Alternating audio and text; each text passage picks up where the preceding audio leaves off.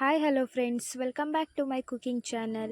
ಇವತ್ತಿನ ವಿಡಿಯೋದಲ್ಲಿ ನಾನು ತುಂಬಾ ವಿಶೇಷವಾಗಿರುವಂಥ ರೆಸಿಪಿನ ತೋರಿಸ್ತಾ ಇದ್ದೀನಿ. ಈ ಗಣೇಶನ ಹಬ್ಬ ಬಂತು, ಅದರಲ್ಲೂ ಗಣೇಶನಿಗೆ ತುಂಬ ಇಷ್ಟವಾಗಿರೋಂತಹ ಮೋದಕವನ್ನು ಯಾವ ರೀತಿ ಮಾಡೋದು ಅಂತ ನಾನು ತೋರಿಸ್ಕೊಡ್ತಾ ಇದ್ದೀನಿ.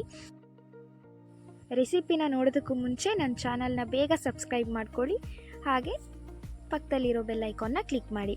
ಇವಾಗ ಯಾವ ರೀತಿ ಮಾಡೋದು ಅಂತ ನೋಡೋಣ ಬನ್ನಿ. ನಾನಿಲ್ಲಿ ಒಂದು ಬೌಲ್ಗೆ 1 ಕಪ್ಪಷ್ಟು ಮೈದಾ ಹಿಟ್ಟು, ಒಂದು ಅರ್ಧ ಟೀ ಸ್ಪೂನಷ್ಟು ಸಾಲ್ಟ್ನ ಹಾಕಿ ಸ್ವಲ್ಪ ನೀರನ್ನ ಹಾಕ್ಕೊಂಡು ಮಿಕ್ಸ್ ಮಾಡ್ಕೊತಾ ಇದ್ದೀನಿ.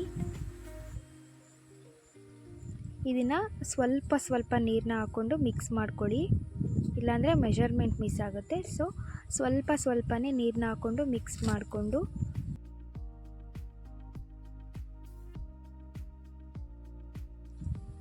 ಈ ರೀತಿ ಕೈ ಅಂಟಿರುವಾಗ ಒಂದು ಅರ್ಧ ಟೇಬಲ್ ಸ್ಪೂನಷ್ಟು ಎಣ್ಣೆನ ಹಾಕ್ಕೊಂಡು ಚಪಾತಿ ಹಿಟ್ಟಿನದಕ್ಕೆ ಇದನ್ನು ಕಲಿಸ್ಕೊಳ್ಳಿ. ಈ ರೀತಿ ಚಪಾತಿನ ಹಿಟ್ಟು ಏನಾದ ಬಂದಮೇಲೆ ಇದನ್ನು ಒಂದು ಅರ್ಧ ಗಂಟೆ ನೆನೆಯೋದಕ್ಕೆ ಬಿಡೋಣ. ಇವಾಗ ನೆಕ್ಸ್ಟ್ ನಾವು ಹೂರ್ಣಕ್ಕೆ ರೆಡಿ ಮಾಡ್ಕೊಳ್ಳೋಣ. ನೆಕ್ಸ್ಟ್ ಇಲ್ಲಿ ಹೂರ್ಣಕ್ಕೆ ನಾನು ಒಂದು ಪ್ಯಾನ್ಗೆ 3 ಟೇಬಲ್ ಸ್ಪೂನಷ್ಟು ಎಣ್ಣೆನ ಹಾಕೋತಾ ಇದ್ದೀನಿ. ನೆಕ್ಸ್ಟ್ ಇದು ಎಣ್ಣೆ ಬಿಸಿ ಆದಮೇಲೆ ನಾನಿಲ್ಲಿ ಅರ್ಧ ಭಾಗದಷ್ಟು ತೆಂಗಿನ ತುರಿನ ಹಾಕೋತಾ ಇದ್ದೀನಿ, ಮತ್ತು 1 ಕಪ್ನಷ್ಟು ಬೆಲ್ಲನ ಹಾಕೋತಾ ಇದ್ದೀನಿ. ಅರ್ಧ ಭಾಗ ಕಾಯಿಗೆ ನಾನಿಲ್ಲಿ 1 ಕಪ್ ಬೆಲ್ಲ ಹಾಕ್ಕೊಂಡಿದ್ದೀನಿ. ಇದು ಬೆಲ್ಲ ಪೂರ್ತಿ ಕರ್ಗೋವರೆಗೂ ಇದನ್ನು ಹೀಗೇ ಫ್ರೈ ಮಾಡ್ಕೋತಾ ಇರಿ.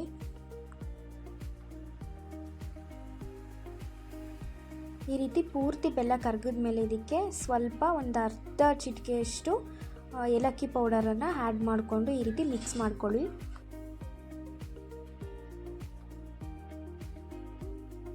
ಇವಾಗ ಇದನ್ನು ಸೈಡಲ್ಲಿ ಎತ್ತಿಡೋಣ. ನೆಕ್ಸ್ಟ್ ನಾನಿಲ್ಲಿ ಇದನ್ನು ಅರ್ಧ ಗಂಟೆ ನೆನೆಯೋದಕ್ಕೆ ಬಿಟ್ಟಿದ್ದೆ. ಈ ಹಿಟ್ಟು ಇವಾಗ ಚೆನ್ನಾಗಿ ನೆಂದಿದೆ ನೋಡಿ. ಈ ರೀತಿ ಹಿಟ್ಟು ತುಂಬ ಸಾಫ್ಟಾಗಿರಬೇಕು, ಆವಾಗ ಲಟ್ಸೋದಕ್ಕೂ ಚೆನ್ನಾಗಿರುತ್ತೆ. ಇವಾಗ ಈ ರೀತಿ ಸ್ವಲ್ಪ ಉಂಡೆನ ತಗೊಂಡು ಈ ರೀತಿ ಚಪಾತಿ ಆಕಾರದಲ್ಲಿ ನೀವು ಲಟ್ಟಿಸ್ಕೋಬೇಕು.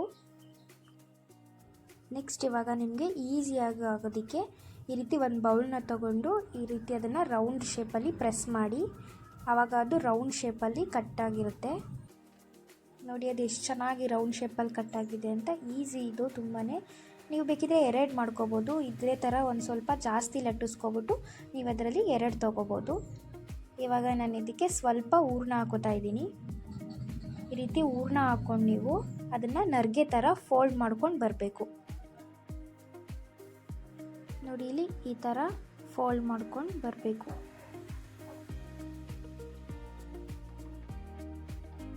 ನೋಡಿ ಎಷ್ಟು ಚೆನ್ನಾಗಿ ಬಂತು ಅಂತ. ಇದೇ ರೀತಿ ನಾನು ಎಲ್ಲದನ್ನು ಈ ರೀತಿ ಮಾಡ್ಕೊಂಡು ಇಟ್ಕೋತೀನಿ. ಇವಾಗ ಎಣ್ಣೆನ ಕಾಯಕ್ಕೆ ಇಟ್ಕೊಂಡಿದ್ದೆ ನಾನು. ಇವಾಗ ಈ ರೀತಿ ಒಂದೊಂದನ್ನೇ ಈ ರೀತಿ ಎಣ್ಣೆಲಿ ಹಾಕೋಬೇಕು. ಇವಾಗ ಇದನ್ನು ಈ ರೀತಿ ನಿಧಾನವಾಗಿ ಆ ಥರ ತಿರುಗಿಸ್ಕೋಬೇಕು, ಇಲ್ಲಾಂದರೆ ಹಾಕಿದ ತಕ್ಷಣ ತಿರುಗಿಸ್ಕೊಂಡಾಗ ಅದು ಓಪನ್ ಆಗೋ ಚಾನ್ಸಸ್ ಇರುತ್ತೆ. ಸೊ ಅದಕ್ಕೆ ನಿಧಾನವಾಗಿ ತಿರುಗಿಸ್ಕೊಳ್ಳಿ. ಈ ರೀತಿ ಗೋಲ್ಡನ್ ಬ್ರೌನ್ ಬರೋವರೆಗೂ ಅದನ್ನು ಬೇಯಿಸ್ಕೊಳ್ಳಿ.